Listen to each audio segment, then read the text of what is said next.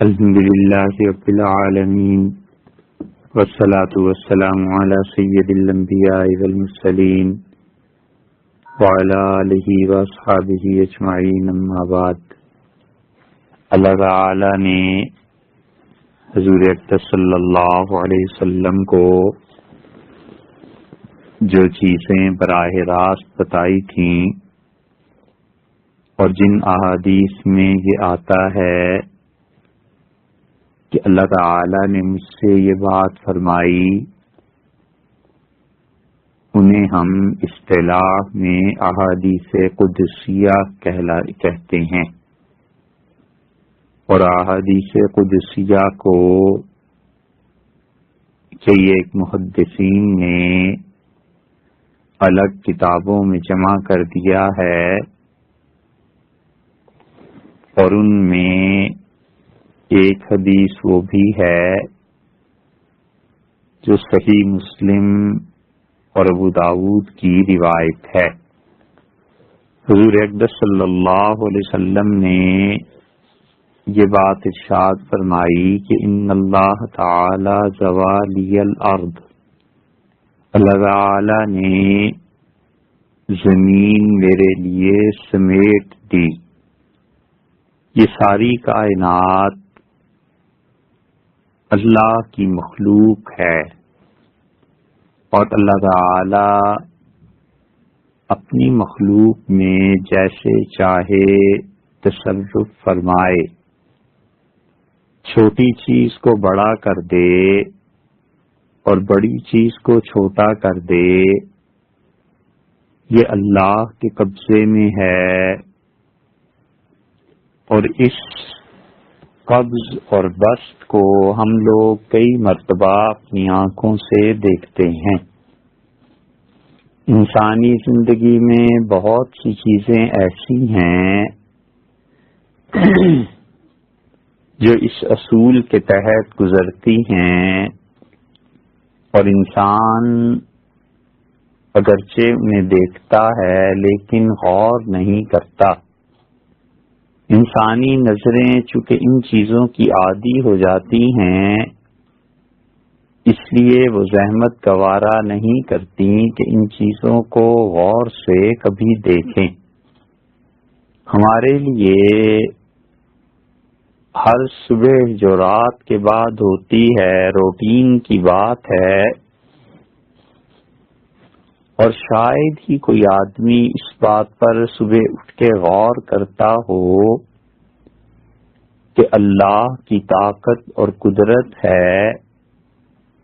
کہ سیاہ رات کو اور اس تاریکی کو اللہ نے نور میں تبدیل کر دیا، اور اگر اللہ نہ چاہتا تو یہ سیاہ رات اتنی لمبی بھی ہو سکتی تھی کہ اس پوری دنیا کی سائنس اور ٹیکنالوجی اور انسان اور جنات اور چھوٹے اور بڑے ساری طاقتیں اور قوتیں اور صلاحیتیں صرف کر دیتے تو نور کی ایک کرن نہ پھوٹتی۔ پھر ایسے ہی سورج ڈوب جاتا ہے اور تاریکی چھا جاتی ہے، اور تاریکی سے بعض لوگوں کو بہت اطمینان اور سکون ملتا ہے۔ اب یہ چونکہ روزمرہ دیکھے جانے والی چیز ہے، اس لیے کوئی غور نہیں کرتا کہ اگر اللہ اس دن کو شام میں اور پھر رات میں تبدیل نہ کر دے تو کائنات کی کوئی قوت ایسے نہیں کر سکتی کہ سورج کی روشنی کو ہٹا کر رات کی تاریکی کو طاری کر دے۔ اللہ ہی کی ذات ہے جو یہ سارے کام کرتی ہے، لیکن ہم چونکہ اسے روٹین میں معمول میں دیکھنے کے عادی ہو چکے ہوتے ہیں، اس لیے ہم قدرت کی اتنے بڑے انقلابات پر کبھی بھی غور نہیں کرتے، اور پھر ہم دیکھتے ہیں کہ بڑی بڑی چیزیں سمٹ کر چھوٹی ہو جاتی ہیں۔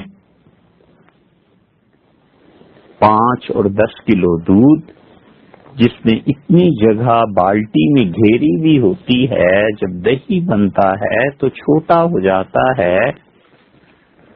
اور وہ مقدار جب اس سے پانی نکل جاتا ہے یا اس کا ایک طریقہ شروع ہو جاتا ہے تو وہ اپنے حجم کے اعتبار سے سمٹ جاتا ہے۔ انسان مرتا ہے، مٹی میں مل جاتا ہے، تو ہوتے ہوتے انسان کا جسم اور ہڈیاں فنا ہو جاتی ہیں، اور کائنات میں کتنی ہی چیزیں ایسی ہیں جو بڑی ہوتی ہیں اور پھر چھوٹی ہو جاتی ہیں، سکڑ جاتی ہیں، سمٹ جاتی ہیں۔ سائے کو دیکھ لیجئے، اللہ تعالی نے اسی لیے اس کی مثال بھی دی ہے اور یہ فرمایا ہے کہ تم لوگوں نے کبھی سایوں پر غور نہیں کیا کہ کیسے وہ پھیلتے چلے جاتے ہیں اور وقت آتا ہے اور کیسے انہیں سمیٹ لیا جاتا ہے۔ یہ سب چیزیں اس لیے ہیں کہ اس کائنات میں ہوتی ہیں، مگر چونکہ ہماری آنکھیں انہیں روز دیکھنے کی عادی ہو چکی ہیں، اس لیے ہمیں کوئی بھی تعجب نہیں ہوتا، کوئی عجیب چیز نظر نہیں آتی۔ اور اگر ایک مرتبہ ایسے ہونا ہو کہ صبح رات میں اور رات صبح میں تبدیل ہو جائے تو پھر انسان کے لیے بڑی حیرت ناک بات ہو کہ کون سی وہ ذات ہے جس نے رات کو صبح اور صبح کو رات کر دیا، اور پھر انسان اس پر تعجب اور غور میں ڈوب جائے۔ اسی طرح اللہ کی ذات جب یہ چاہتی ہے کہ چھوٹی چیزوں کو بڑا کر دے تو اللہ یہ بھی کرتا ہے۔ انسانی کو دیکھ لیجئے، اس کے آغاز کو دیکھ لیجئے، بالکل ایک سیل ہوتا ہے اور اللہ اس میں برکت دیتا ہے، اور ہوتے ہوتے بڑا ہوتے ہوتے اور پھولتے اور پھلتے پھر وہ بچہ بن جاتا ہے پورا، اور پھر چند سالوں میں اس کی کد و کاٹ نکل آتی ہے اور حتیٰ کہ وہ پورا مرد اور عورت بن جاتا ہے۔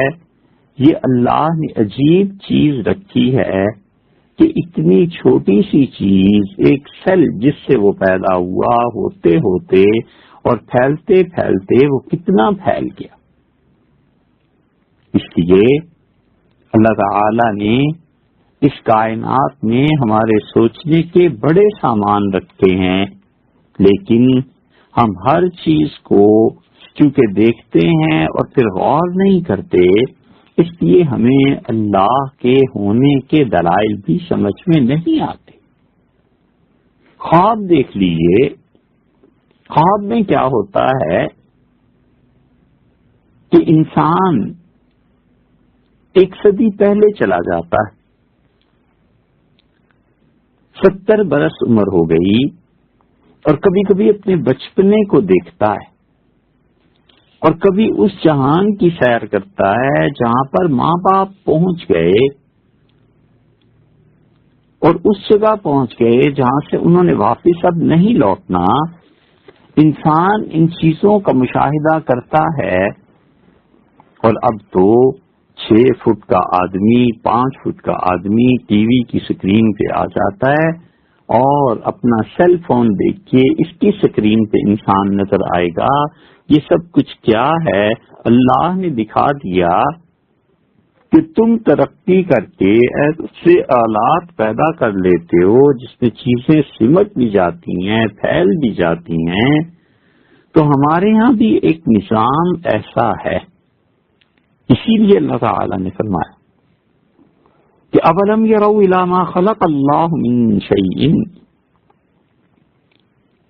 لوگوں نے کبھی اس بات پر غور نہیں کیا، اللہ کی پیدا کی ہوئی کسی چیز کو انہوں نے دیکھا نہیں، اور وہ یہ ہے کہ یتفیأ ظلالہ عن الیمین والشمائل سجدا للہ وہم داخرون۔ لوگوں نے کبھی غور نہیں کیا کہ کس طرح ان کے سائے وہ کیا کرتے ہیں؟ اس انسان کا، اس چیز کا سایہ اللہ تعالی کو سجدہ کرتا ہے حقیقت میں، اور عاجزی کا، بندگی کا اظہار کرتے ہوئے دائیں اور بائیں کو ڈھل جاتا ہے۔ کیا لوگوں نے غور نہیں کیا کہ کیسے یہ سائے ڈھل جاتے ہیں عاجزی کا اظہار کرتے ہوئے اللہ کے ہاں؟ اس لیے کرنے کے کاموں میں سے ایک کام یہ ہے کہ آدمی ہر لمحہ، ہر وقت اپنی نفی کرتا رہے اور اللہ کی ذات کا اثبات کرتا رہے، تو اللہ چیزوں کو سمیٹ لیتا ہے اور اللہ چیزوں کو پھیلا دیتا ہے۔ تو اس نے ایک مرتبہ یہ کیا کہ حضور اقدس صلی اللہ علیہ وسلم کو زمین سمیٹ کر دکھا دی۔ ایسے ہی زمانہ سمٹ جاتا ہے۔ حضور اقدس صلی اللہ علیہ وسلم کو جس رات معراج میں بلایا گیا، وقت کو سمیٹ دیا گیا، اور اسی طرح جگہ کو سمیٹ دیا گیا۔ اللہ جب چاہتا ہے تو وقت میں برکت دے دیتا ہے۔ اس کا مطلب یہ ہے کہ ایک بچے کو جتنا 10 سال میں پڑھنا چاہیے تھا وہ 5 سال میں اتنا پڑھ جاتا ہے، اور اللہ جب چاہتا ہے لوگوں کی عمروں سے برکتوں کو چھین لیتا ہے، اور وہ دنیا میں 70 سال میں اتنا بھی کام کر کے نہیں جاتے جتنا کوئی 10 سال میں کر سکتا تھا۔ اور اللہ جب چاہتا ہے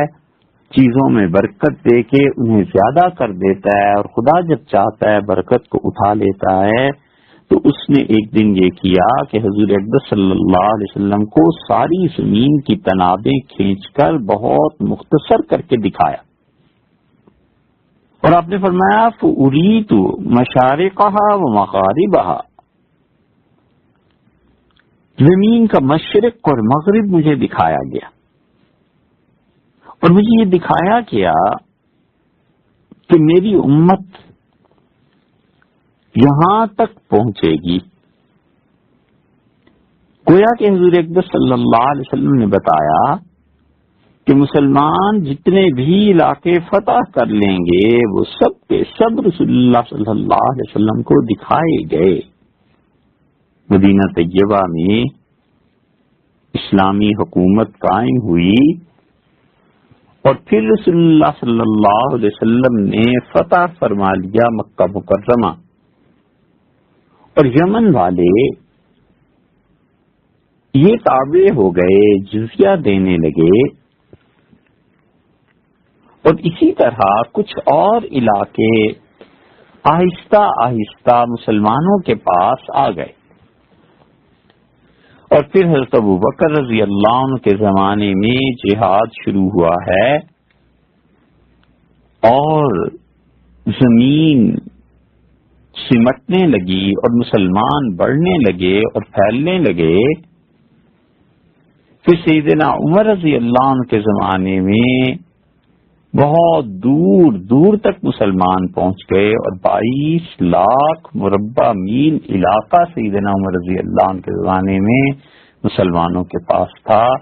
پھر حضرت عثمان رضی اللہ عنہ کا دور آیا ہے، پھر سیدنا علی رضی اللہ عنہ کے دور میں تو بہت کم فتوحات ہوئی ہیں، پھر حضرت معاویہ رضی اللہ عنہ کا دور آیا ہے، اور اس میں تو مسلمان بہت آگے نکل گئے۔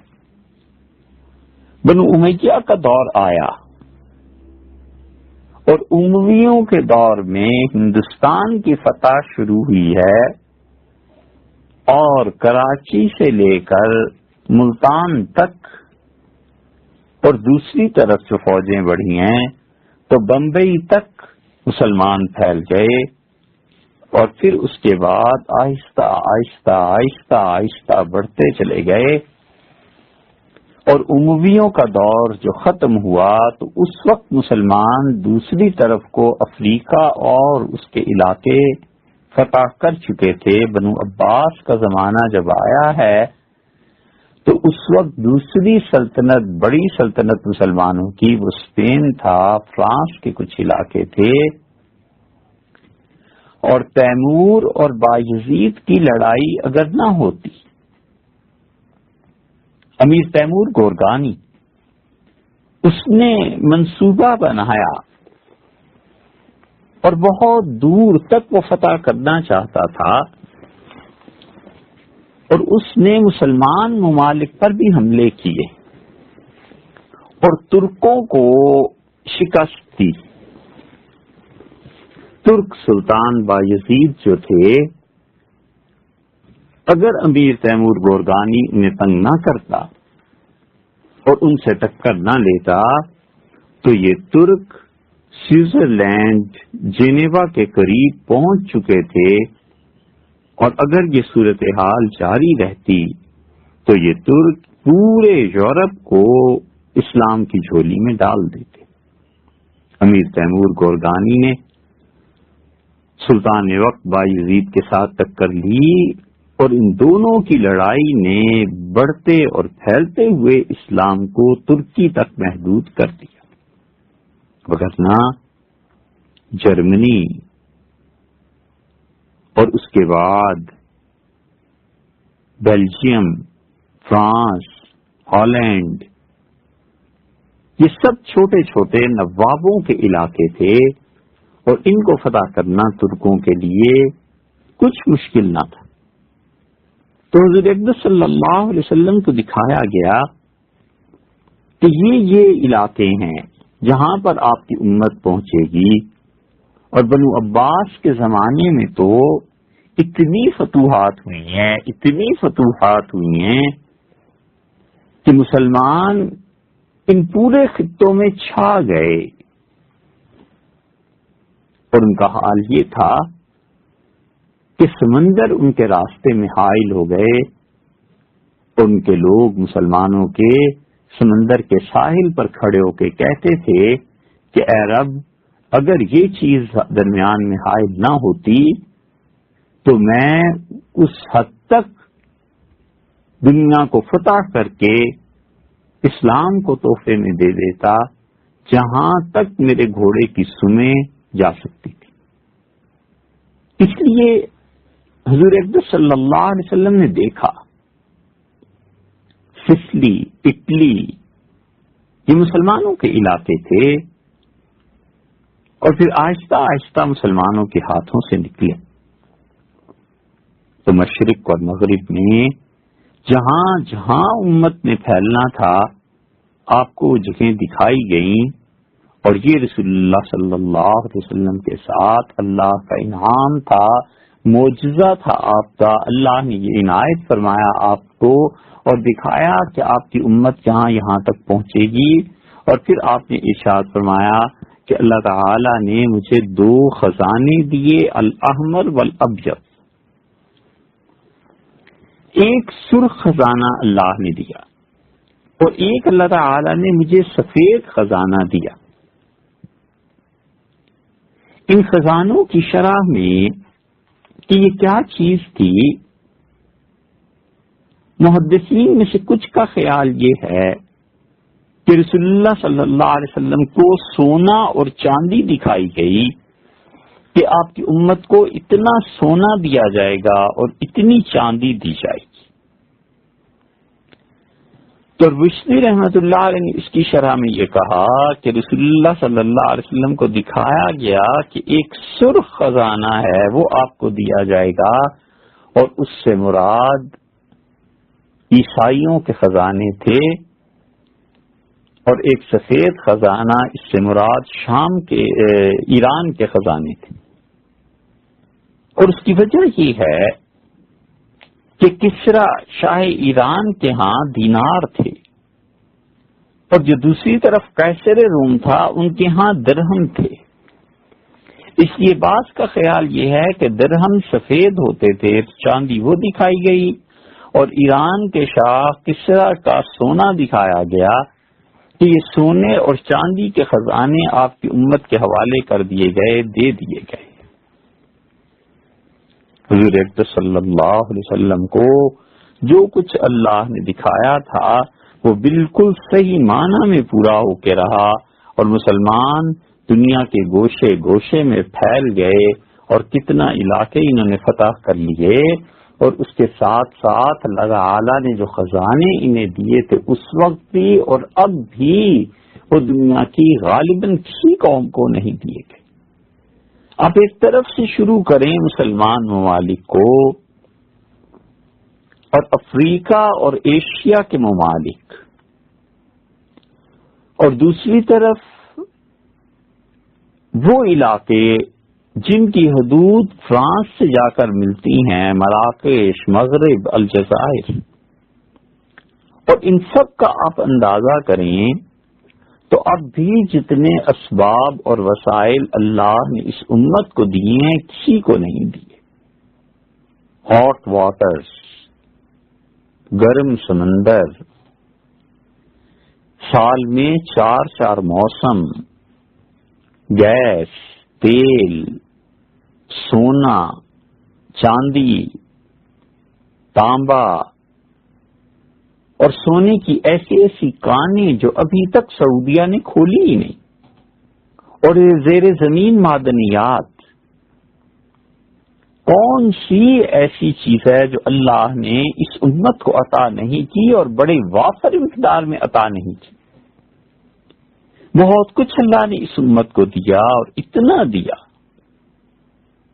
اور انسانی دماغ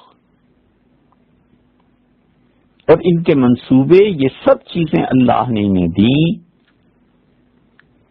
لیکن ان کی آپس کی لڑائیوں اور اخلاقیات کے میدان میں 0 درجے کے گرے ہوئے انسان، انہوں نے اللہ کی ان تمام نعمتوں کو غلط استعمال کر کے اللہ تعالی کو اتنا ناراض کیا کہ اس نے اجتماعی کام کی توفیق ہی چھین لی۔ اس لیے سب کچھ ہونے کے باوجود مشرق اور مغرب میں جہاں جہاں جوتے پڑ رہے ہیں، اور وجہ کہ جو کچھ بھی اللہ نے دیا اس کی ناقدری، دولت کی نامنصفانہ تقسیم، اور اخلاقیات کے میدان میں 0 ہو گئے، تو اللہ کا عذاب نازل ہوا، اور خدا کی ناراضگی کی وجہ سے وہ حال ہے جو اب فرد سے لے کے مجموعی طور پر معاشرے میں چھایا ہوا ہے۔ حضور اکرم صلی اللہ علیہ وسلم نے جب یہ دونوں چیزیں دیکھی کہ اتنے وسیع پیمانے پر زمین اور اتنے قدرتی وسائل میری امت کو دیے جائیں گے، تو بے اختیار اپنے پروردگار سے امت کے لیے دعا مانگنی شروع کی، اور ارشاد ہوا کہ انی سألت ربی تعالی لامتی، میں نے اللہ تعالی سے اپنی امت کے لیے دعا مانگی، اور میں نے کہا کہ اللہ یہلکھا بسنۃ بعامہ، اللہ میری پوری امت کو قحط سے ہلاک نہ کیا جائے۔ بہت شدید چیز ہے۔ آپ تصور فرمائیں کہ انسان کو شدید پیاس لگی ہوتی ہے، شدید بھوک لگی ہوئی ہوتی ہے، سواری پہ سفر کر رہا ہے، پیدل چل رہا ہے، کہتا ہے کسی طرح گھر پہنچوں اور 2 لقمے کھانے کو مل جائیں، 1 گلاس پانی کا مل جائے، یہاں تک کہ راستے میں کبھی کبھی رک کے کسی بالکل انجانے دروازے کو کٹکھٹاتا ہے اور کہتا ہے کہ بیٹے 1 گلاس پانی پلا دیں، بیٹی 1 گلاس پانی پلا دو۔ یہ پیاس اور بھوک اتنی شدید چیز ہے انسان کے لیے، حلق میں کانٹے پڑ جاتے ہیں۔ اور یہی بھوک جب بہت سے انسانوں پر مسلط ہو جائے اور پورے شہر میں پھیل جائے اور لوگوں کو کھانے کے لیے نہ ملے، پینے کے لیے نہ ملے، تو آخر پہ تنگ آ کر انسانوں کے گوشت نوچ نوچ کر کھاتے ہیں۔ اور یہ ہوا کرتا ہے۔ جب انگریز برج صغیر میں آئے اور وہ سلطان اورنگزیب رحمت اللہ علیہ اور مغلوں کی پشت در پشت سلطنت اور ان کے معاشی نظام کو سنبھال نہیں سکے، سنبھال کیا سکتے، سمجھ نہیں سکے کہ ان لوگوں کا نظام کتنا اچھا تھا، تو پھر یہاں پر قحط پڑنے شروع ہوئے، اور بنگال کا ایک قحط ایسا پڑا کہ اس قحط سے پہلے دیکھنے والوں نے خواب میں دیکھا کہ ایک ترازو ہے، اور ترازو کے ساتھ چمگادڑ یہ چپک گئے۔ تو کسی سے تعبیر انہوں نے پوچھی تو انہوں نے کہا میاں اگر آپ کا یہ خواب ایسا ہی ہے تو ہندوستان میں قحط ایسا پڑے گا کہ مائیں اپنے بچوں کو فروخت کریں گی، اور پھر آج سے تقریباً 1 صدی پہلے 1907 میں، 1906 میں، 1902 میں بنگال میں وہ قحط پڑا کہ واقعی بنگال سے کلکتہ آ کے عورتوں نے اپنے بچے بیچ دیے، اور انسانوں نے انسانوں کا گوشت کھایا، اور کروڑوں آدمی مر گئے، کروڑ۔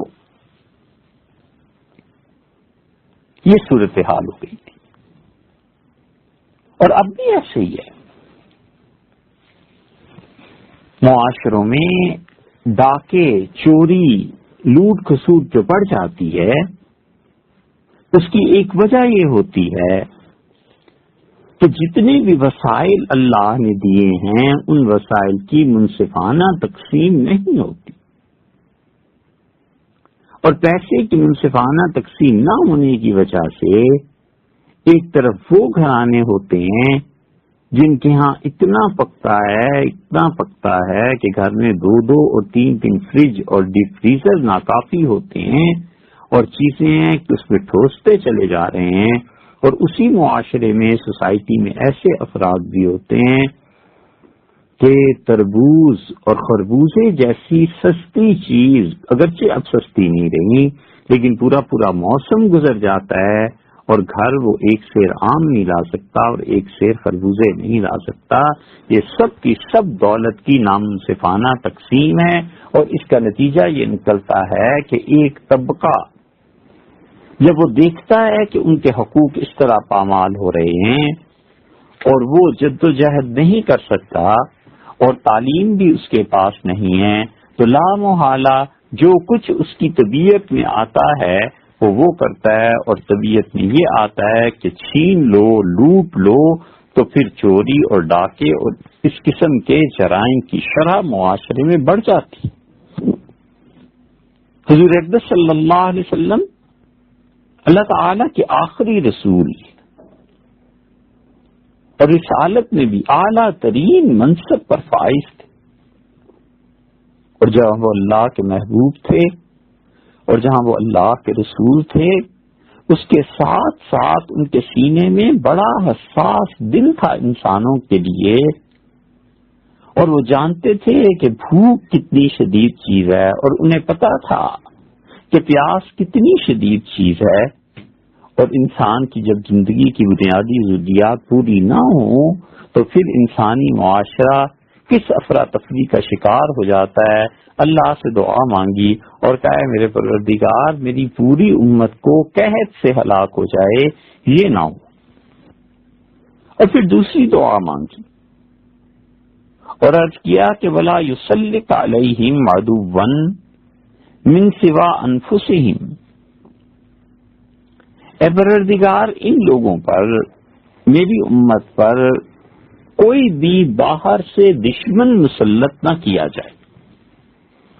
یعنی ایسا دشمن جو غیر ہو اور ان کے سر کو توڑ دے، ان کو قتل کر دے، میری پوری امت دشمنوں کے حوالے ہو جائے، اے رب ایسے بھی نہ کیا جائے۔ یہ 2 دعائیں رسول اللہ صلی اللہ علیہ وسلم نے مانگی، اور ہوتا یہ ہے کہ دشمن جب قابو پاتا ہے، غالب آتا ہے، اس کا تسلط ہوتا ہے، تو وہ اپنی مخالف قوم کو ختم کر دیتا ہے، مار دیتا ہے۔ اسلام میں اور عیسائیت میں بنیادی جو فرق ہیں ان میں سے ایک یہ فرق بھی ہے کہ ان کو مذہبی طور پر بھی یہ سکھایا گیا اور ان کی ریت تاریخ میں دیکھ لیں کہ جب انہوں نے اپنے دشمنوں پر قابو پایا تو قتل عام کیا، زمین کو خون سے رنگ دیا، مستقبل میں بھی ہوگا، ماضی میں بھی ہوا ہے اور حال میں بھی ہو رہا ہے۔ اور مسلمانوں کے ساتھ ایسے نہیں ہے۔ انہیں شریعت نے یہ سکھایا کہ تم اپنے دشمن پر جب قابو پالو تو انہیں قیدی کر لو، غلام بنا لو، لیکن جس حد تک ہو سکے قتل سے بچو۔ یہاں تک انسانیت کا احترام سکھایا کہ صحابہ کرام رضی اللہ عنہم کہتے تھے کہ جب ہم میدان جنگ میں لڑتے تھے تو ہم کوشش کرتے تھے کہ اپنے دشمن کے چہرے پر تلوار نہ ماریں۔ رسول اللہ صلی اللہ علیہ وسلم نے کسی بھی چیز کے منہ پر مارنے سے منع فرمایا، حتیٰ کہ ایک گدھے کو رسول اللہ صلی اللہ علیہ وسلم نے دیکھا اور اس کے چہرے سے خون بہ رہا تھا تو نبی کریم صلی اللہ علیہ وسلم بہت ناراض ہوئے اور منع کیا کہ کسی بھی چیز کے، حتیٰ کہ جانور کے بھی چہرے پر نہ مارا جائے۔ کھانا پکتا ہے اور چاول ڈش میں، تھال میں لا کر رکھے جاتے ہیں تو جو اس کی چوٹی ہے اس پہ ہاتھ ڈالنے سے منع فرمایا، اور رسول اللہ صلی اللہ علیہ وسلم فرمایا برکت اوپر اس طرح نازل ہوتی ہے، اس لیے سائڈ سے کھانے کو اتاریے، اس کی چوٹی پہ چمچہ یا ہاتھ ڈالنا منع ہے۔ یہ سب چیزیں انسانوں کے احترام کی ہیں جو شریعت سکھاتی ہے۔ تو عرض کیا کہ ان پر کوئی دشمن ایسا نہ ہو مسلط کہ پوری امت ہلاک ہو جائے۔ اور پھر حدیث میں آتا ہے کہ اللہ تعالیٰ نے مجھ سے کہا کہ یا محمد، اے محمد صلی اللہ علیہ وسلم، انی اذا قضیت قضاء فانہ لا یرد۔ دیکھیں، جب میں کوئی فیصلہ کر لیتا ہوں تو لا یرد، اس فیصلے کو پھر کوئی ٹال نہیں سکتا، اور میں آپ کی اس دعا کو قبول کرتا ہوں، اس فیصلے کو کرتا ہوں کہ آپ کی پوری امت قحط سے ہلاک ہو جائے، یہ نہیں ہوگا۔ اور اللہ تعالیٰ کا یہ فیصلہ اب تک آنکھوں سے نظر آتا ہے کہ بنگال میں قحط پڑا، مگر دنیا میں اور جہاں جہاں مسلمان تھے وہاں کھانا تھا۔ افریقہ میں قحط پڑا تو ایشیا میں غذا تھی، ایشیا میں قحط پڑا تو عربوں میں غذا تھی۔ یہ نہیں ہوا کہ مشرق سے لے کر مغرب تک پورا قحط پڑ جائے اور سب لوگ ہلاک ہو جائیں، ایسے نہیں ہوا۔ اس لیے اللہ تعالی نے فیصلہ کر دیا۔ اور دوسری چیز، دوسری دعا، اللہ تعالی نے فرمایا وَلَا أُسَلِّطُ عَلَيْهِمْ عَدُوًّا مِّن سِوَىٰ أَنفُسِهِمْ فَيَسْتَبِيحُ بَيْضَتَهُمْ۔ آپ کی دوسری دعا بھی ہم قبول کرتے ہیں، اور آپ کی امت پہ میں کوئی ایسا دشمن مسلط نہیں کروں گا جو ان کے سر توڑ دے، مگر یہ کہ یہ آپس میں ہی ایسے ہوگا۔ اور فرمایا غیر نہیں مسلط ہوگا ان پہ وَلَوِ اجْتَمَعَ عَلَيْهِم مِّن بَيْنِ أَقْطَارِهَا، یہاں تک کہ اگر ان پر سب بھی جمع ہو جائیں، کوئی نہیں ہے جو مسلمانوں کو مکمل طور پر تباہ کر دے، لیکن ہوگا یہ کہ آپس میں لڑیں گے، ایک دوسرے کو ماریں گے، حتیٰ کہ مسلمان مسلمانوں کو قیدی بنا لیں گے، یہ آپس میں جنگیں کرتے رہیں گے۔ اللہ تعالیٰ نے دعا بھی قبول کر لی اور بتا بھی دیا رسول اللہ صلی اللہ علیہ وسلم کو کہ آپ کی امت یہ کرتوت کرے گی۔ زمین کی حوث، ذاتی طور پر اپنی شخصیت کی مشہوری، کبر، یہ ایسی خواہشات ہیں جنہوں نے مسلمانوں کے لشکروں کو آپس میں ٹکرا دیا اور ملکوں نے ملکوں کو تباہ کر دیا، بغیر یہ سوچے کہ ہم سب مسلمان ہیں اور ہم اپنے بھائی ملک پر جو جنگ مسلط کر رہے ہیں اس کا فائدہ ہمارے دشمنوں کو پہنچے گا اور امت مجموعی اعتبار سے کمزور ہو جائے گی، اور بغیر یہ سمجھے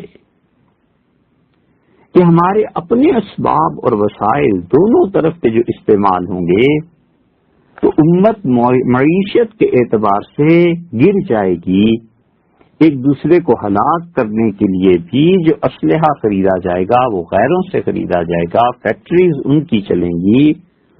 اور وہ اسلحہ گراں داموں بیچیں گے، بہت مہنگا بیچیں گے۔ تو جب ان لوگوں کو یہ پتا ہوگا کہ مسلمانوں کو آپس میں لڑانا آسان ہے تو ان کے اسلحے کی فیکٹریاں مسلمانوں کے لیے مارنے اور تباہ کرنے کے آلات بنائیں گی اور وہ آپس میں امن اور سکون سے رہیں گے۔ اس لیے کبھی آپ غور کریں تو پچھلے 70-80 برس سے یورپ میں کوئی قابل ذکر جنگ نہیں ہوئی۔ وہ جتنی جنگیں ہیں وہ سب ایشیا میں لڑی جا رہی ہیں اور مسلمانوں کے درمیان، تاکہ کسی بھی طرح یہ امت اٹھنے نہ پائے اور یہ ایک دوسرے کو مارتے رہیں، قتل کرتے رہیں۔ اور تاریخ بھری پڑی ہے ان واقعات سے کہ بادشاہوں نے لڑایا اور حکمرانوں نے اپنے ہی جیسے دوسرے حکمرانوں کے خلاف سازشیں کی تاکہ ان کے ملک اور مال پر قبضہ کیا جائے۔ اس لیے آدمی جب سوچے کہ یہ سب کچھ کیا ہے تو معلوم ہوتا ہے کہ لوگوں کے اپنے ذاتی مقاصد، شہرت اور اپنے نام کی بڑائی، ایک ایک آدمی کی خواہشات اور کبر نے پوری پوری قوم کو ڈبو دیا اور لاکھوں اور کروڑوں افراد کی زندگی اور موت کے فیصلے ایک آدمی کی خواہشات کی بھیٹ چڑھ گئے اور اس نے پوری امت کو تباہ کیا، پورے حالات پر اثر ڈالا اور اپنے ملک کو تباہی کی طرف دھکیل دیا اور لے گیا، بغیر اس بات کا شعور رکھے ہوئے کہ محض میری ذاتی انا کی تسکین کہاں تک لوگوں کو برباد کر رہی ہے۔ یہ وہی چیز تھی جس کی ایک مثال دی کہ سلطان امیر تیمور گورگانی اپنی سلطنت کی وسعت اور اپنے نام کی بلندی کی خاطر ایسے لڑے کہ جا کر ترکوں سے ٹکرائے، اور ترک جو اس وقت حوصلہ رکھتے تھے کہ ہزاروں نہیں لاکھوں افراد کو اسلام کی روشنی سے منور کریں اور لاکھوں یورپینز کو اسلام کی جھولی میں لا کر ڈال دیں، وہ پٹ کر رہ گئے اور اسلام کی ایک نئی تاریخ بنتے بنتے خود ان مسلمانوں کے ہاتھوں تباہ ہو گئی۔ بے وقت کی گرمی اور بے وقت کا جوش یہ مسلمانوں کا، فرد کا ہو یا صدر مملکت کا، بنا بنایا کھیل بگاڑ دیتا۔ تو حضور اکبر صلی اللہ علیہ وسلم نے بتا دیا کہ یہ آپس میں لڑیں گے، ایک دوسرے کو قیدی بنائیں گے، اور پھر فرمایا کہ وَإِنَّمَا أَخَافُ عَلَىٰ أُمَّتِي الْأَئِمَّةَ الْمُضِلِّينَ، اور مجھے اپنی امت پر سب سے زیادہ خوف ان گمراہ حکمرانوں کا ہے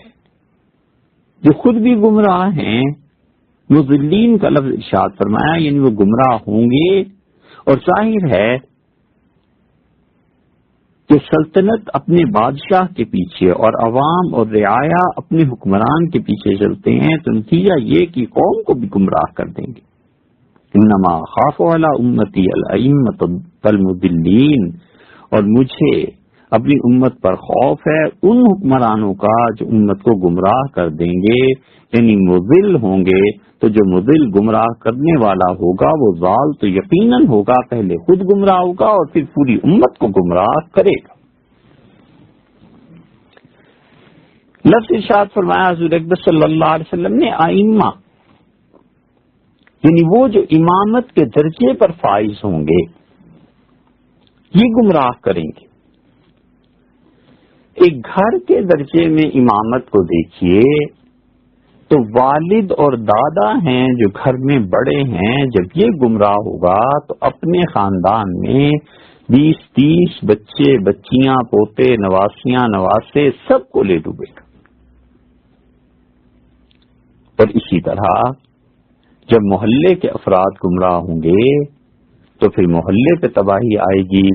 اور جب شہر کا حکمران شہریار گمراہ ہوگا تو پھر پورا شہر تباہ ہوگا، اور ملک کا حکمران گمراہ ہوگا تو پورے ملک میں گمراہی پھیلے گی.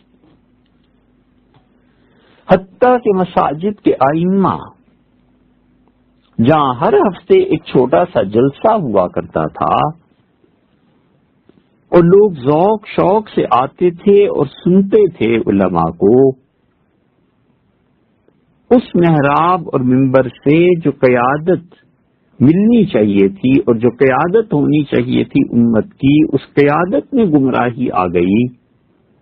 کہ جب محراب اور منبر سے گمراہی پھیلنے لگے تو پھر تو ہدایت کے مراکز کہاں رہے، پھر وہ تباہی ہے ساری، اور ایسی تباہی کہ جو مذہبی طور پر لوگوں کو آپس میں لڑائے گی، اور ایسی تباہی جو ہوتے ہوتے پورے ملک کو اور معاشرے کو مذہب سے متنفر کرنے کا سبب بن جائے گی. اس لیے حضور اکبر صلی اللہ علیہ وسلم نے یہ جو ایک جامع لفظ ارشاد فرمایا ہے نا کہ ائمہ جس درجے میں بھی وہ امام ہے اور جس درجے میں بھی قیادت کر رہا ہے، جب اس میں گمراہی آئے گی تو وہ گمراہی پھیل جائے گی.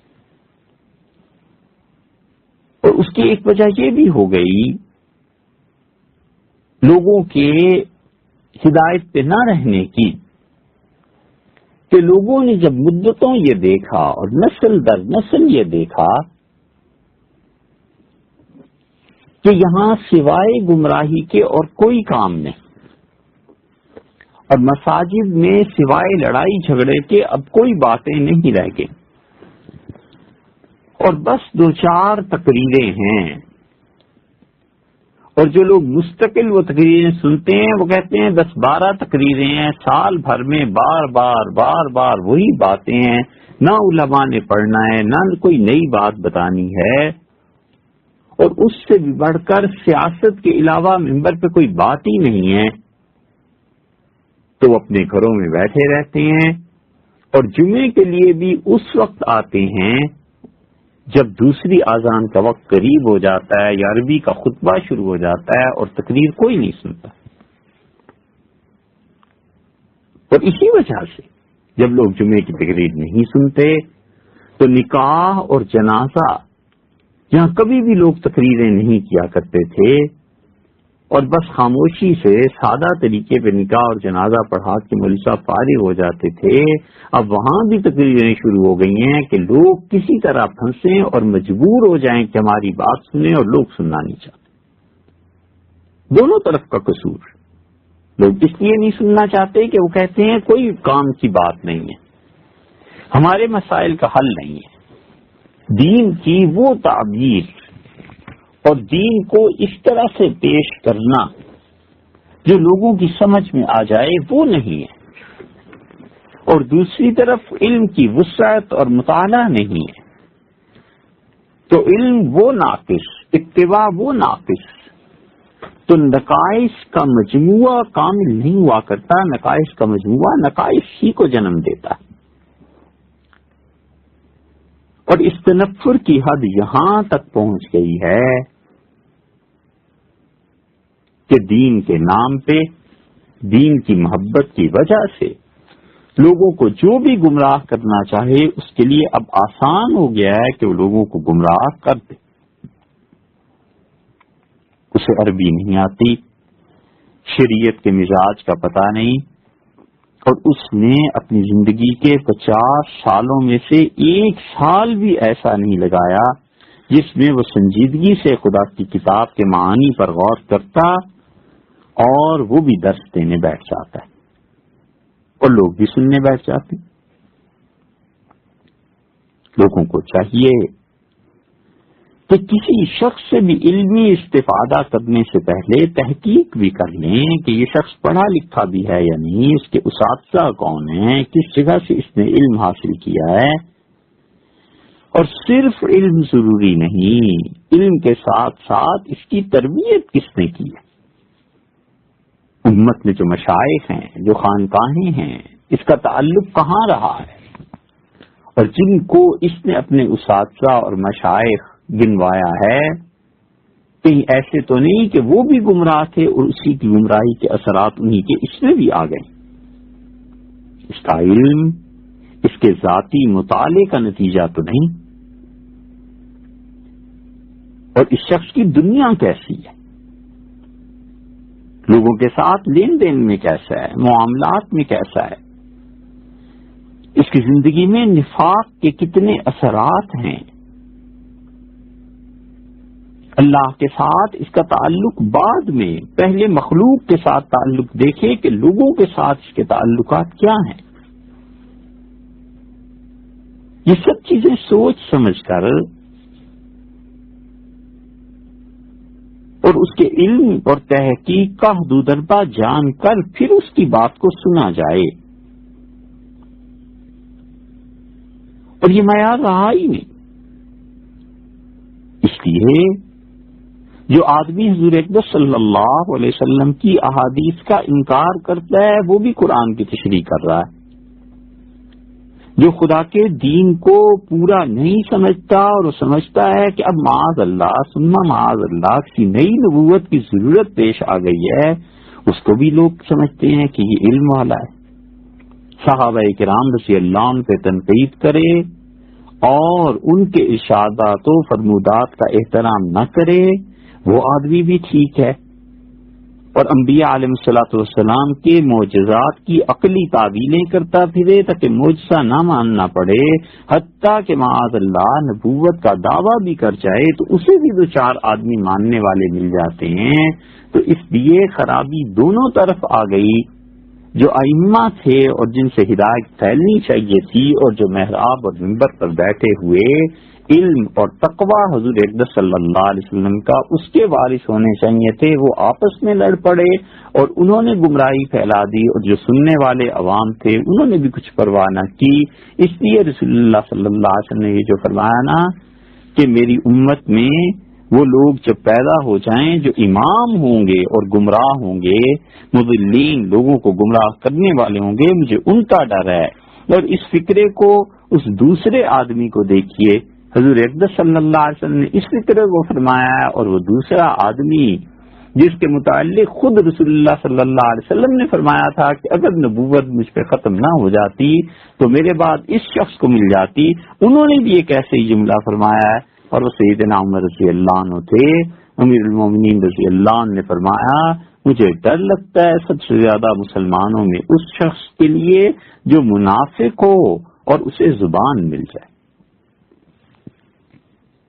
یہاں ارشاد فرمایا الائمۃ المضلین، امام جو گمراہ کرنے والے، قیادت کے منصب پر فائز شخص جو گمراہ ہو اور گمراہ کرے. اور عمر رضی اللہ عنہ فرماتے ہیں کہ قیادت کے منصب پر فائز شخص جو منافق ہو اور اسے بولنے کا ڈھنگ آ جائے. 20 منافق ایسے ہوتے ہیں جو بول نہیں سکتے زیادہ، ان کا کردار منافقوں جیسا ہوتا ہے، ہوتے چالاک ہیں. اور ایسا منافق جو لوگوں کو اپنی زبان کے سحر میں جادو میں گرفتار کر لے اور اپنے ذاتی اغراض و مقاصد پورا کرنے کے لیے سچ کو جھوٹ اور جھوٹ کو سچ بتاتا پھرے، یہ وہ لوگ ہیں جن کے متعلق سیدنا عمر رضی اللہ عنہ نے کہا کہ امت میں ان لوگوں کا ڈر ہے. اور بعض روایات میں آتا ہے کہ سیدنا عمر رضی اللہ عنہ نے یہ بات خود حضور اقدس صلی اللہ علیہ وسلم سے سنی تھی. اب رسول اللہ صلی اللہ علیہ وسلم کی بات تو اس سے پہلے پوری ہو گئی کہ اللہ تعالیٰ نے مجھ سے کہا کہ میں باہر سے کوئی دشمن مسلط نہیں کروں گا، لیکن یہ خود ایک دوسرے کو ماریں گے. اس کے بعد ابھی جو اگلے جملے ہیں یہ رسول اللہ صلی اللہ علیہ وسلم کے اپنے ہیں، اور ان میں سے پہلا جملہ یہ ارشاد فرمایا کہ مجھے اپنی امت میں ان لوگوں پر خوف ہے جو گمراہ کرنے والے ہوں گے، اور دوسرا جملہ یہ ارشاد فرمایا کہ وَإِذَا وُضِعَ السَّيْفُ فِي أُمَّتِي لَمْ يُرْفَعْ عَنْهَا إِلَى يَوْمِ الْقِيَامَةِ، اور میری امت پر تلوار اگر کھل گئی نا تو پھر یہ قیامت تک نیام میں واپس نہیں جائے گی۔ مطلب یہ کہ امت کے لوگوں نے جب تلوار اٹھا لی تو پھر یہ قیامت تک واپس نہیں جائے گی، یہ لڑتے رہیں گے، ایک دوسرے کو مارتے رہیں گے، مرتے رہیں گے۔ یہ تلوار سب سے پہلے نکلی ہے سیدنا عثمان رضی اللہ عنہ کے خلاف، اور لوگوں نے بغاوت کر دی۔ وہ لوگ جنہوں نے اسلام کے لیے قربانی نہیں دی تھی، جنہوں نے اکابر صحابہ کرام رضی اللہ عنہ کی طرح ہجرت نہیں کی تھی، اور وہ نسل آ گئی جس کے سامنے اسلام کی وجہ سے لوگوں کی پٹائی نہیں ہوئی تھی، انہوں نے ان چیزوں کو نہیں دیکھا تھا، اور اس نئی نسل نے اسلام کو اتنا آسان جانا کہ خلیفہ وقت، خلیفہ راشد، امیر المومنین سیدنا عثمان بن عفان رضی اللہ عنہ سے اٹھ کے تنقید کرنے لگے۔ تنقید کا منصب ہر شخص کا نہیں، تنقید کا مطلب یہ نہیں ہے کہ دوسرے کے معائب نکالے جائیں، پرکھ کر حل بتانا یہ ہے تنقید۔ اور آدمی جس شخص پر تنقید کرے کبھی اپنے آپ کو اسی جگہ پر رکھ کر سوچے کہ اگر میں اس وقت اس کرسی پہ ہوتا اور میرے بھی حالات وہی ہوتے جو اس شخص کے ہیں تو پھر میں کیا فیصلہ کرتا۔ ممکن ہے جتنا اچھا فیصلہ سوچ سمجھ کے تحمل سے وہ شخص کر رہا ہے میں اتنا بھی نہ کر پاتا۔ اس لیے سب سے پہلے امت میں جو تلوار رکھی گئی ہے سیدنا عثمان رضی اللہ عنہ، اور اسی لیے وفات سے پہلے، اپنی شہادت سے پہلے جو انہوں نے تقریریں کی ہیں باغیوں کے ساتھ، جو گفتگو فرمائی ہے، باغیوں کے سامنے کھڑے ہو کے اپنے محل پر جو تقریریں کی ہیں وہ پڑھنے کے قابل ہیں۔ اپنے گھر کی چھت پر انہوں نے کھڑے ہو کے تقریر کی اور انہوں نے کہا کہ مجھے نہ شہید کرو، اور اللہ کی قسم میرے بعد پھر ایسے حالات آ جائیں گے کہ تم تمنا کرو گے کہ کاش عثمان 100 سال مزید زندہ رہتا اور حکومت اسی کی ہے۔ اور وہ جانتے تھے کہ کیا ہونا ہے۔ اسی لیے حضرت عائشہ رضی اللہ عنہ کہتی ہیں کہ حضور اکبر صلی اللہ علیہ وسلم نے ایک دن رات کو مجھ سے فرمایا کہ میں کچھ باتیں کرنا چاہتا ہوں اور میرے دوستوں کو بلاؤ، کسی کو بلاؤ میں اس سے بات کروں۔ ام المومنین رضی اللہ عنہ کہتی ہیں میں نے کہا والد صاحب کو بلاؤں، حضرت بکر رضی اللہ عنہ کو، تو فرمایا نہیں۔ پھر میں نے حضرت عمر رضی اللہ عنہ کا نام پیش کیا، فرمایا نہیں۔ میں نے عثمان رضی اللہ عنہ کا نام پیش کیا تو فرمایا ہاں اسے بلاؤ۔ اور جب وہ تشریف لائے تو مجھ سے فرمایا کہ آپ ذرا ہٹ جائیں، میں ان سے کچھ باتیں کرتا ہوں۔ اور ام المومنین رضی اللہ عنہ کہتی ہیں کہ میں دیکھ رہی تھی کہ رسول اللہ صلی اللہ علیہ وسلم نے سیدنا عثمان رضی اللہ عنہ کے سر مبارک کے قریب اپنا مبارک سر کر لیا اور ہلکی ہلکی آہستہ آہستہ باتیں کرتے رہے، اور عثمان رضی اللہ عنہ کے چہرے پر ایک رنگ آتا تھا اور ایک رنگ جاتا تھا، ایک آتا تھا اور جاتا تھا۔ حضور اکبر صلی اللہ علیہ وسلم نے بتایا کہ اب ان کی زندگی میں آگے کیا پیش آنے والا ہے۔ اسی لیے حضرت عثمان رضی اللہ عنہ نے کہا تھا کہ مت لڑو اور تلوار نہ نکالو، اور اللہ کی قسم اگر مجھے کچھ ہو گیا تو قیامت تک تم ایک دسترخوان پر اکٹھے بیٹھ کے مسلمانوں کھانا نہیں کھا سکو گے، اور قیامت تک تم ایک جھنڈے تلے جمع ہو کر لڑ نہیں سکو گے دشمنوں کے خلاف، مجھے نہ کچھ کرنا۔ خود غرض آدمی کہہ سکتا ہے کہ عثمان رضی اللہ عنہ کو اپنی جان عزیز تھی، اور امر واقعہ یہ ہے کہ سیدنا عثمان رضی اللہ عنہ کو اپنی جان سے زیادہ مدینہ منورہ کی عزت اور امت عزیز تھی۔ انہوں نے جو کچھ سن رکھا تھا وہ جانتے تھے کہ ان سے جھوٹ نہیں کہا گیا، اور جو کچھ لوگوں کو بتا رہے تھے وہ بھی جھوٹ نہیں تھا۔ اور پھر وہ جو تلوار چلی ہے، سیدنا عثمان رضی اللہ عنہ کی شہادت ہوئی، اور پھر اس کے بعد مسلسل واقعات پیش آتے رہے، اور کربلا ہوا، اور پھر حرہ کے مقام پر اہل مدینہ کے ساتھ یزید کی فوجوں کی لڑائی ہوئی، پھر عبداللہ ابن زبیر رضی اللہ تعالی عنہما ان کے ہاں تلوار آئی، اور پھر بنو امیہ میں، اور پھر بنو عباس میں، اور اب تک وہ تلوار چل رہی ہے، اور مسلمانوں کو مار رہے ہیں۔ حضور اقدس صلی اللہ علیہ وسلم فرمایا تھا نا کہ لم یرفع عنہا الی یوم القیامہ، قیامت کے دن تک میری امت سے پھر تلوار نہیں ہٹے گی۔ یہ وہی چیز، جتنی قوت اور طاقت مسلمانوں کی جہاد میں دشمنوں کے خلاف استعمال ہوتی تھی، وہ سب ایک دوسرے کے خلاف استعمال ہونے لگی، اور وہ لوگ فتویٰ دینے لگے جو کسی طرح بھی فتویٰ دینے کے اہل ہی نہیں تھے، اپنے ہر مخالف آدمی کو غیر مسلموں کا نمائندہ بتانا اور محض اختلاف رائے پہ لوگوں پہ کفر اور نفاق کے فتوے لگا دینا، یہ تنگ نظری پہلے بھی تھی، اب بھی ہے اور جاری رہے گی۔ ٹھنڈا مزاج اللہ کی بہت بڑی نعمت ہے، اور مزاج کی گرمی